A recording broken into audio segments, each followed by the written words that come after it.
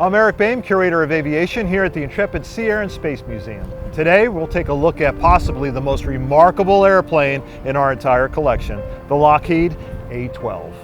The A-12 was the product of Project Oxcart, a secret military program to develop a high-speed, high-altitude reconnaissance aircraft. First flown in 1962, the A-12 was built by Lockheed's Advanced Development Projects Office, now known as the Skunk Works, and run by their brilliant aircraft designer Kelly Johnson. The A-12 on display here at Intrepid is called Article 122. It served as a radar test airframe early in 1962 at the secluded test site known as Area 51 near Groom Lake, Nevada. Massive Pratt & Whitney J58 turbo ramjet engines powered the plane. These engines were used only in the A-12 and then later in the SR-71 Blackbird.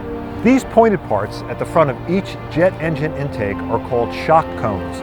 Without these cones, air entering the engine inlets would extinguish the jet engines when flying at supersonic speeds. The shock cones create a shock wave that slows the incoming air so that the engines can use it efficiently. Though it seems to have a stealthy shape, it was a special paint covering the mostly titanium airframe that scattered and confused ground-based radar. The A-12 was capable of performing sensitive, intelligence-gathering missions while flying at speeds over Mach 3, or 3 times the speed of sound. Flown by CIA pilots, the A-12 flew 24 reconnaissance missions over North Vietnam between May 1967 and March 1968, primarily looking for suspected surface-to-surface missile sites. Evidence of this was never found, but the A-12 did determine the location of many surface-to-air missile sites.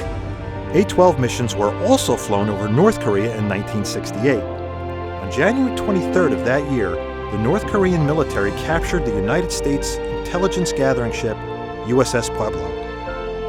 The A-12 flights confirmed the location of the ship, possible locations of the 82 surviving crew members, and most important, North Korea was not preparing the large-scale invasion of South Korea. Diplomacy was allowed to continue, and the crew was released 11 months later. The USS Pueblo, however, remains as a floating museum in North Korea to this day. The pilots that flew the A-12 called it the Cygnus.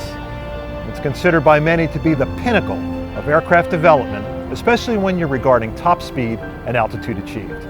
For more behind-the-scenes videos, visit intrepidmuseum.org.